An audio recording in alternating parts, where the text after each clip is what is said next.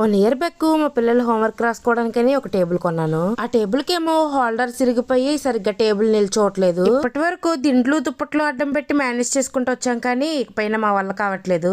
అందుకని కొత్త టేబుల్ కొందాం కదా అని యాప్ లోకి వెళ్తే ఈ హోల్డర్స్ కనిపించాయి. సరేలే టేబుల్ ఎలాగో బానే ఉంది కదా, ఈ హోల్డర్స్ ఆర్డర్ పెడితే సరిపోతుందిలే అని ఆర్డర్ చేసేసా. ఈ ప్యాక్ లో వచ్చేసి 4 హోల్డర్లు, 4 బోల్ట్లు, 19 స్క్రూలు, 4 నట్లు వచ్చాయి ఆ టేబుల్ కి సెట్ చేసుకోవడానికి. ఈ టేబుల్ ని ఇప్పటి వరకు కష్టాలు పడి మేనేజ్ చేసుకుంటూ వచ్చాను.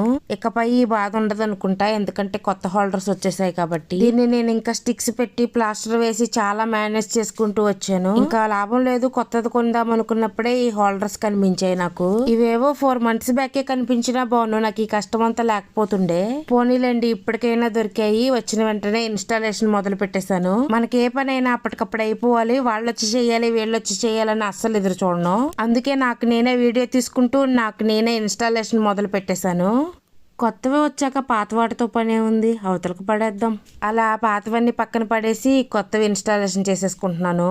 ఈ పని నీకు బాగా అలవాటు ఉన్నట్టుంది అనుకోకండి. ఎప్పుడు ఇంట్లో ఈ స్క్రూ డ్రైవర్లు ఉండవు, మా వారి వ్యాన్ లోంచి తస్కరించుకొచ్చేసాను. ఫైనల్లీ ఒక పక్క అయితే ఇన్స్టాలేషన్ చేసేసాను, ఇంకొక పక్క కూడా ఇన్స్టాలేషన్ అయిపోయిన తర్వాత టేబుల్ ఎట్లా ఉందో చూపిస్తాను. ఇంకొక సైడ్ కూడా హోల్డర్లు అయితే బిగించేసాను, ఇంకా స్టాండ్ ఫిట్ చేయటమే. ఈ స్టాండ్ కూడా ఫిట్ చేసేసిన తర్వాత ఫైనల్ గా టేబుల్ అయితే ఇలా వచ్చింది స్టాండర్డ్ గా. నేను టేబుల్ కొన్న కొత్తలో స్టాండ్ ఎంత స్టిఫ్ గా ఉందో ఇప్పుడు కూడా నేను హోల్డర్స్ బిగించాక అంతే స్టిఫ్ గా ఉంది. మీకు కూడా కావాలి, యూస్ అవుతుంది అనుకుంటే లింక్ అని కామెంట్ చేయండి, నేనే పర్సనల్ గా డిఎం చేస్తాను మీకు.